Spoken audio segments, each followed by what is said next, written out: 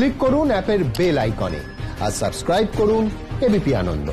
সব সময় থাকুন খবরে। সৌগত বাবু মাস্টারমশাই লোক অত রাজনীতি বোঝেন না, তাকে সামনে খাড়া করেছে, কি লেজে খবরে হচ্ছে সকাল সন্ধ্যা।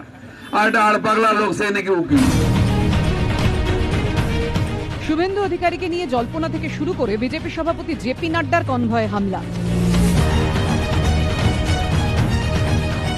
দুই ক্ষেত্রে তৃণমূলের যে দুজন সাংসদ প্রকাশ্যে মুখ খুলেছেন, এবার সেই সৌগত রায় ও কল্যাণ বন্দ্যোপাধ্যায়কে একযোগে আক্রমণ করলেন বিজেপি রাজ্য সভাপতি।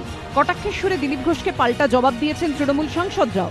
আইনজীবী হিসেবে সার্টিফিকেট দিলীপ ঘোষের কাছ থেকে নিতে হবে না। তা উনি জানবেন কি করে আমার কটা কেস রিপোর্টেড আছে না আছে? ওনার জ্ঞান কি আছে? নিজে তো এমনিতে একটা অশিক্ষিত, একটা গুন্ডা, মাফিয়া, বদমাস, পুরো 420 লোক একটা। এগুলো তো অসভ্য অসংস্কৃত ভাষা। ওর বিবৃতির পাল্টা দিতে আমার একটু লজ্জা করে। আমি এমএসসি পাস, তারপরে এলএলবি আছে, উনি আইটিআই পাস। আমি 35 বছর কলেজে অধ্যাপনা করেছি, উনি জীবনে কোনো অর্থকরী কাজ করেননি। বৃহস্পতিবার ডায়মন্ড হারবার যাওয়ার পথে হামলা হয় জেপি নাড্ডার কনভয়ে। শুক্রবার রাজ্যের মুখ্য সচিব ও ডিজিকে তলব করে চিঠি পাঠায় কেন্দ্র। এরপর নাড্ডা নিরাপত্তার দায়িত্বে থাকা 3 আইপিএস অফিসারকে কেন্দ্রীয় স্বরাষ্ট্রমন্ত্রকে রিপোর্ট করতে বলে রাজ্য সরকারকে চিঠি দেয় কেন্দ্র।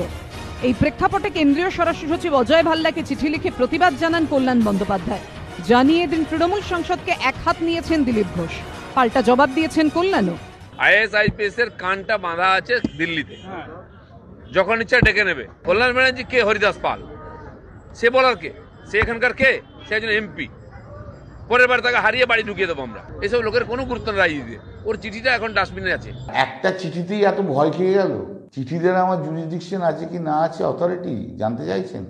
আসলে দিলীপ ঘোষের মেম্বার অফ পার্লামেন্ট হওয়ার পর থেকে এখনো ওর অন্নপ্রাশনটাই হয়নি একজন সাংসদ হিসেবে করোনার জন্য। একবার জিতেছে, তারপরে বিধানসভায় প্রচুর হেরেছে। এরপর এমন হারাবো যে ওর আর পশ্চিমবাংলায় বোধহয় উনি আর লজ্জায় থাকতে পারবেন না, ওকে গুজরাট ফুজরাটে চলে যাবে এরপর। বছর ঘুরলেই বিধানসভা ভোট, বাংলা দখলে মরিয়া বিজেপি, অন্যদিকে ক্ষমতা ধরে রাখতে বদ্ধপরিকর তৃণমূল। এরই মধ্যে মনীষ শুক্লার পর শনিবার হালি শহরে খুন হয়েছেন আরেক বিজেপি নেতা সৈকত ভাওয়াল। যে প্রসঙ্গ টেনে এদিন তৃণমূলকে হুঁশিয়ারি দিতে ছাড়েননি দিলীপ ঘোষ।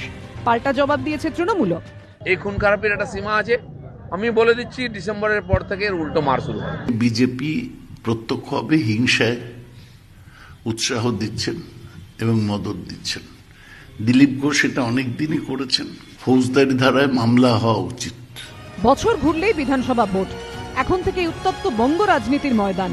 তুঙ্গে চাপানুতোর। ভোটের ফল কি হবে তা জানতে এখনো অপেক্ষা করতে হবে কয়েক মাস। সুদীপ চক্রবর্তী ও সৌরভ বন্দ্যোপাধ্যায়ের রিপোর্ট, এবিপি আনন্দ।